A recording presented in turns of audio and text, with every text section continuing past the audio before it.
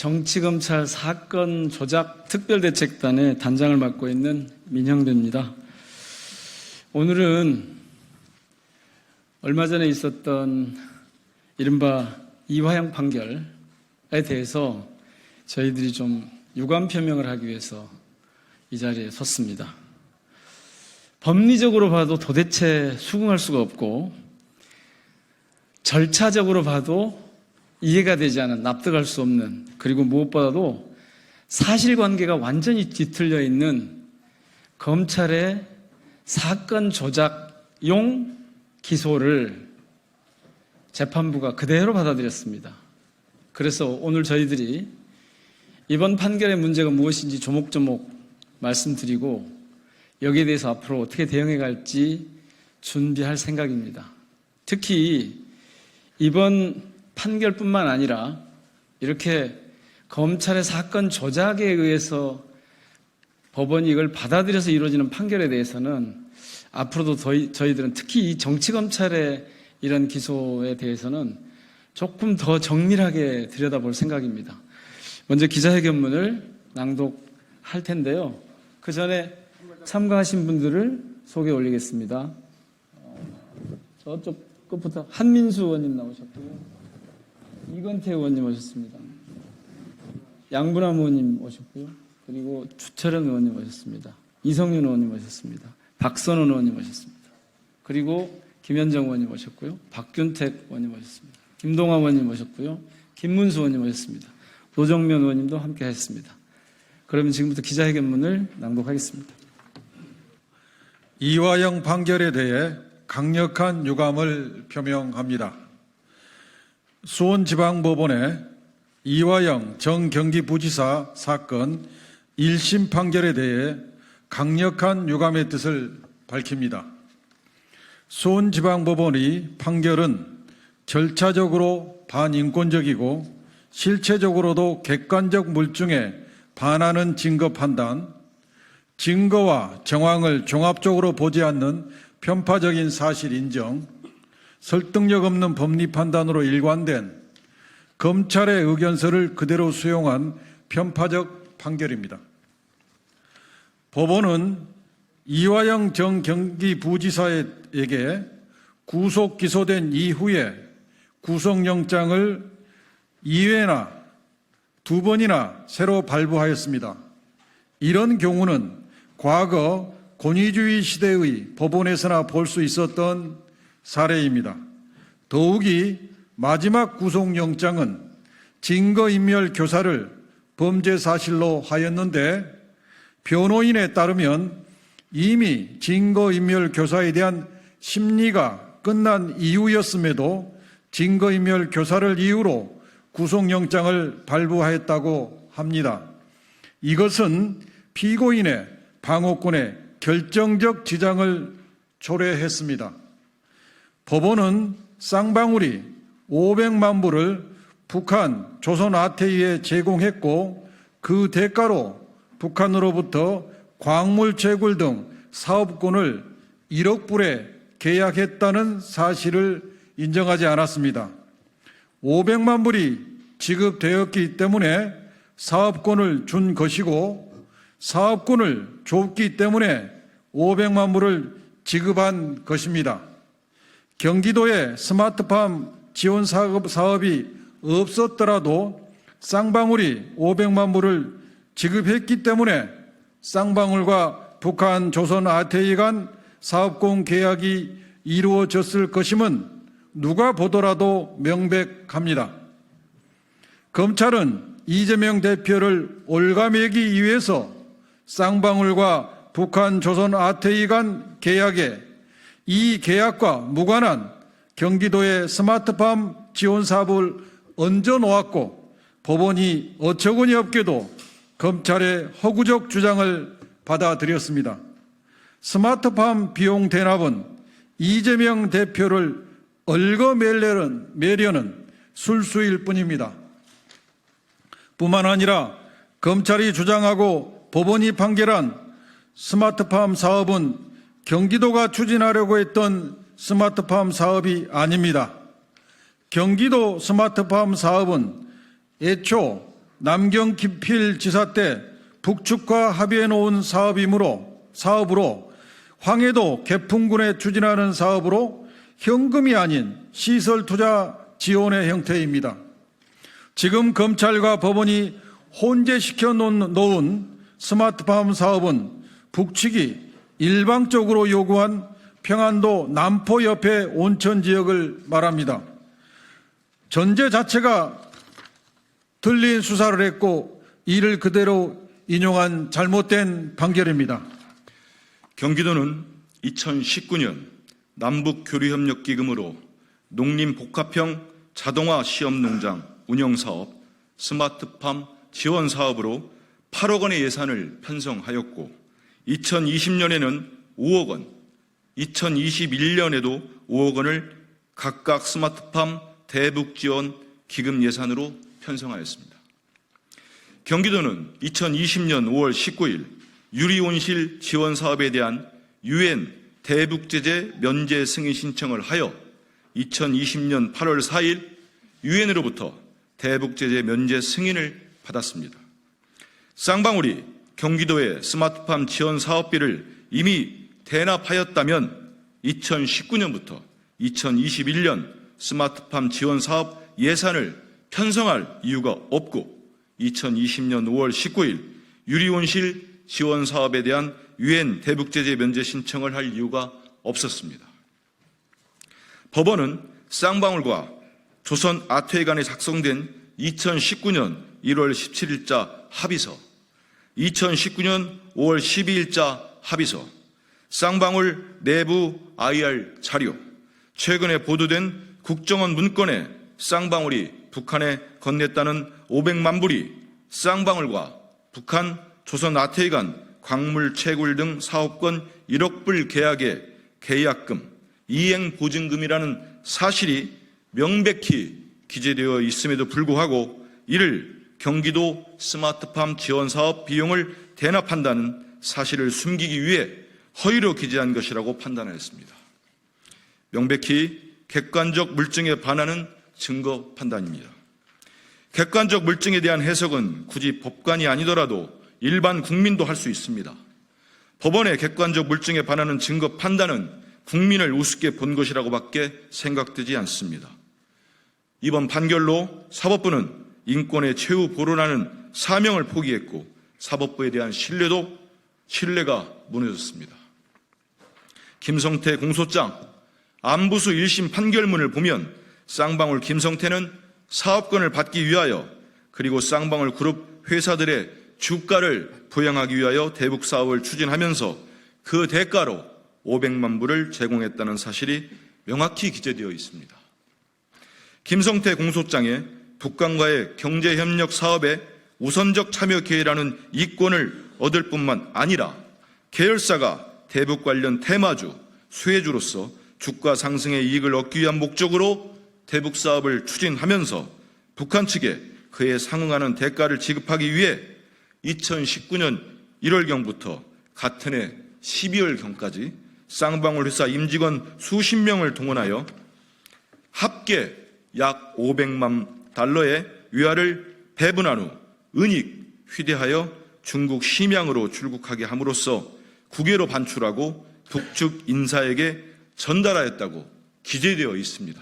수원지검이 동일한 사실을 전제로 기소한 수원지방법원 제15형사부의 안부수 1심 판결문에도 그 후 피고인은 위와 같은 인연을 계기로 평소 북한과의 대북 사업의 우선적 참여 기회라는 이권뿐만 아니라 계열사가 대북 관련 테마주, 수혜주로서 주가 상승의 이익을 노리던 김성태, 박용철과 함께 본격적으로 대북 사업을 추진하기로 마음먹고 피고인 김성태, 박용철 등은 향후 북한으로부터 광물 개발 사업 등 쌍방울 그룹의 주가 부양에 도움이 될 만한 사업에 대해 우선적으로 협상권을 확보하기 위하여 쌍방울 그룹 김성태가 마련한 자금을 환치게 하는 방식이나 현금을 소지하고 중국으로 출국하는 등 다양한 방법으로 밀발출한 다음 조선노동당이나 그 산하 기관인 조선아태위 및 소속 주요 간부들에게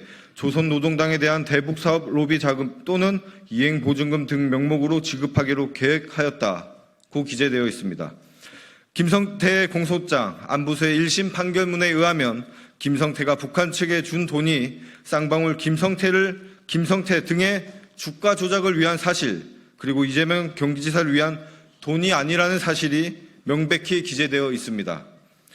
검찰은 쌍방울 김성태와 북한 조선 아태위 간에 있었던 대북 사업에 이재명을 얽어매었고 그 사건 조작의 구형 및 양형 특혜를 노리고 김성태가 협조한 것입니다. 검찰은 김성태가 북한에 800만 불을 제공한 사실을 인정하면서도 김성태를 10년 이하 징역으로 처벌된 국가보안법 위반, 10년 이상 또는 무기징역으로 처벌될 특정경제가중처벌 등에 관한 법률 위반, 1년 이상의 유기징역이 가능한 자본시장과 금융투자업에 관한 법률 위반으로 기소하지 않았고 3년 이하의 징역에 불과한 외국환 거래법 위반으로 기소하는 특혜를 베풀었습니다. 이로써 김성태는 자신의 안위는 물론이고 쌍방울도 피해를 최소화하는 혜택을 받았습니다. 검찰은 300만 불이 이재명 경기지사의 방북을 대납한 것이다라고 주장하고 법원이 그중 200만 불을 인정하였습니다. 그러나 2019년 2월 하노이 북미 정상회담이 실패로 끝난 이후에 북미 남북 간 관계가 경색되어 2019년 하반기부터 북한은 미사일을 발사하기 시작하였습니다. 이재명 당시 경기지사의 2019년 7월 대선 주자 지지율은 3.9%로 전국 5위, 2019년 9월 대선 후보 선호도는 민주당 내에서도 이낙연, 조국, 유시민에 이어 4위, 2020년 1월 지지율은 3%로 전국 4위에 불과하였으며 2019년 9월 6일 공직선거법 위반으로 벌금 300만 원 경기도지사 당선 무효형을 선고받아 정치 생명이 사실상 끝난 상태였습니다. 이런 상황에서 이재명 경기지사가 정치적 리스크, 외교적 리스크를 감수하고 소득을 기대할 수 없는 방북을 추진했다는 것은 속아 웃을 일입니다. 김성태는 북한 조선 아태위와 히토류 등 광물 채굴권을 포함하여 약 200조에 이르는 사업권을 확보한 후 쌍방울 그룹 회사들의 주가 부양을 위해 국내 주식시장에 홍보할 수단으로 북한에서 공개적인 협약식을 하기 위해 북한 방문을 추진하였고 쌍방울이 북한 조선 아태위에 건넸다는 300만 불은 김성태 본인의 방북 비용인 것이 명백해 보입니다. 법원은 김성태, 안부수, 박용철 등의 전문 진술을 특히 신빙할 수 있는 상태에서 행하여진 때라는 예외를 적용하여 모두 증거로 채택하였습니다. 그러나 김성태, 안부수, 박용철의 진술은 쌍방울과 조선 아태위 간 체결된 합의서 및 쌍방울 내부 IR 자료, 국정원 문건의 기재 내용과 배치되고 안부수의 진술은 재판정 내내 변경되었고 이화영 전 부지사 등의 진술 모의 세미나를 했다고 폭로했으며 신명섭 전 경기도 평화협력국장도 회유 압박을 당했다고 기자회견을 하였습니다. 이런 상황에서 김성태, 안부수, 박용철 등의 전문 진술을 증거로 채택한 것은 도저히 납득할 수 없습니다. 판결 이후 보도된 사실에 따르면 쌍방울이 안부수에 따라 오피스텔을 제공하였고 안부수의 진술이 바뀌었다고 합니다. 기존 진술은 북한 측 인사를 만나 이재명 도지사 방북 논의를 한 적이 없다였는데 2023년 4월 18일 쌍방울이 북한에 준 돈 800만 달러는 경기도와 이재명을 위한 대납이다라고 바뀝니다. 쌍방울이 안부수를 매수한 것으로 판단됩니다. 이상의 객관적인 사실과 증언 및 정황으로 볼 때 법원의 자의적인 증거 판단이라고 할 수밖에 없습니다. 이들 전문 진술이 증거에서 배제된다면 1심 유죄 판결은 그 근거를 상실하게 됩니다.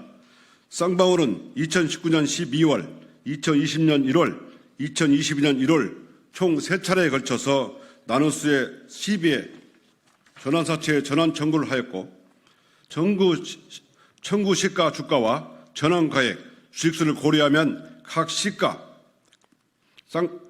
시기에 쌍방울은 약 1,558억 원의 이익을 냈을 것으로 추정되며 투자액의 약 7.8배의 이익을 얻었다고 언론이 보도한 바 있습니다.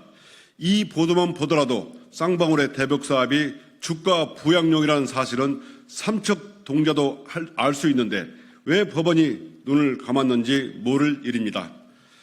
판사는 시세 차익을 내지 않았기 때문에 주가 조작이 아니라는 식으로 판단했지만 쌍방울의 목적은 주식담보대출을 끌어올려 이스타 항공을 수주하려는 것이었습니다. 실패했지만 실제로 쌍방울은 1,100억 원을 베팅하여 이스타 항공 수주를 시도했던 것이 사실입니다. 윤석열 정권의 정치검찰이 정치 수사를 하여 민주주의를 후퇴시키고 인권을 침해하여 온 나라를 혼란에 빠지고 있는 상황에서 인권의 최후 보루인 법원이 검찰의 폭주를 제지하지 못하고 검찰이 짜놓은 프레임에 갇힌 판결을 한 것에 강력한 유감을 밝힙니다. 아울러 수원지검이 2024년 6월 12일 이재명 대표를 제3자 뇌물수수 등으로 기소하였습니다. 그러나 이화영 전 부지사가 당시 경기지사에게 보고한 사실을 부인하고 있으므로 이재명 대표의 범죄를 입증할 증거가 전혀 없습니다. 그럼에도 불구하고 검찰이 이재명 대표를 기소한 것은 명백히 정치 기소입니다. 2024년 6월 13일 더불어민주당 정치검찰 사건 조작 특별대책당 1동. 예, 이제 곧 밖에 나가서 브리핑을 하겠습니다만은 정말 대한민국의 오늘에 어울리지 않게 이 검찰 독재 정권하에서 정치검찰이 어떻게 형사사법 체계를 무너뜨리고 있는가, 이 현장을 보고 있고요. 정치검찰이 사건 조작을 하고 이걸 근거로 기소를 하면 그 다음에 법원이 이걸 받아들이고 다시 그러면 검찰이 추가 기소하는 이 악의 고리가 지금 검찰과 법원 사이에 형성된 그런 느낌을 저희들은 받습니다. 명백한 정치 판결입니다. 이 정치 판결에 대해서 저희들이 오늘 왜 근거가 무엇인지, 왜 이게 잘못됐는지를 하나하나 밝혔는데요. 앞으로도 이 작업을 계속해 나갈 겁니다. 저희가 보기에 만약 이게 정치 판결이 아니라면 법원의 무능을 그대로 드러내는 것이라고 봅니다. 이 정도 무능하면 그건 퇴출 대상이라고 보고요. 법원에 대한 민주적인 통제 방안이 뭔가에 대해도 저희들이 문제를 제기하고 검토할 생각입니다. 양심과 법률에 따라서 재판한다는 이 대전제가 지금 무너지고 있기 때문에 저희들은 이 문제를 심각하게 보고 있습니다. 밖에 나가서 더 필요한 질문에는 응답하도록 하겠습니다. 시간을 저희들이 좀 늦게까지 끌어서 송구합니다. 마치겠습니다.